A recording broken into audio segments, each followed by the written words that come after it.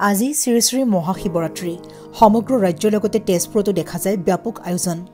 এয়া হৈছে ভাৰতবৰ্ষৰ বিখ্যাত এছিয়াৰ ভিতৰত সৰ্বোত্তম মন্দিৰটোৱে হৈছে তেজপুৰৰ ঐতিহ্যমণ্ডিত মহাভৈৰৱ মন্দিৰ।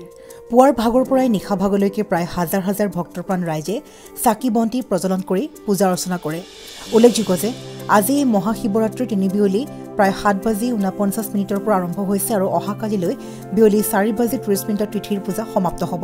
উল্লেখযোগ্য যে এই মন্দিৰৰ প্ৰাংগণত এটা বৃহৎ আকাৰৰ শিৱ মূৰ্তি নিৰ্মাণ কৰি মন্দিৰটোৰ চাৰিওদিশে জাকজিলিকা কৰি ৰাখিছে আৰু পুৱাৰ ভাগৰ পৰা সকলোৱে শাৰী পাতি মহাদেৱক আৰাধনা কৰিছে।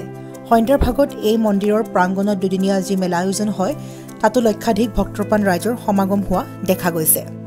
উল্লেখযোগ্য যে আজিৰ সন্ধিয়া ভাগত যেতিয়া এই শিৱৰাত্ৰিৰ তিথি আৰম্ভ হয় তেতিয়াৰ পৰাই পুৱাৰ ভাগতকৈ লক্ষাধিক ভক্তপ্ৰাণৰ সমাগম ঘটে। মন্দিৰৰ ভিতৰত প্ৰায় হাজাৰ ৰাইজ এতিয়াও পূজা অৰ্চনাৰ বাবে শাৰী পাতি আছে আৰু বাহিৰত প্ৰায় হাজাৰতকৈ অধিক ভক্তৰ ভিৰ পৰিলক্ষিত হৈছে। আজিৰ এই পবিত্ৰ তিথিৰ দিনা সকলোৱে কেৱল মহাদেৱৰ আৰাধনাত ব্যস্ত হৈ পৰে আৰু এই মুহূৰ্তত আভি মহাভৈৰৱ মন্দিৰৰ বাহিৰ আৰু ভিতৰৰ সম্পূৰ্ণ পৰিৱেশৰ দৃশ্যাংশ দেখুৱাব লৈছোঁ। তাৰ পিছত মন্দিৰৰ কমিটিৰ উদ্যোগতাই সংবাদ মাধ্যমৰ আগত কি ক'লে শিৱৰাত্ৰিৰ বিষয়ে শুনোৱা হওক। তেজপুৰৰ পৰা বিশ্বজ্যোতি কলিতাৰ ৰিপৰ্ট, নিউজ আছাম।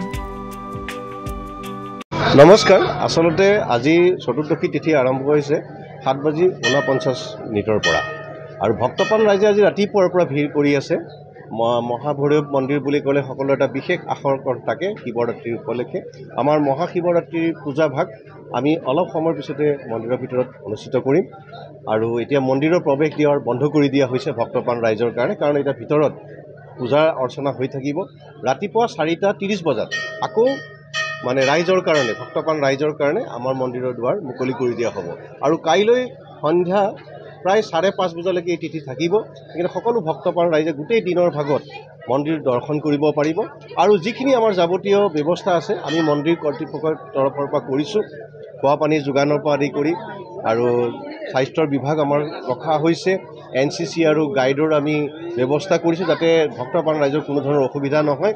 শাৰী পাতি ধুনীয়াকৈ শৃংখলাবদ্ধভাৱে আমাৰ গোটেই পূজা ভাগ চলাই দিয়া যাতে সহায় কৰিব পাৰে।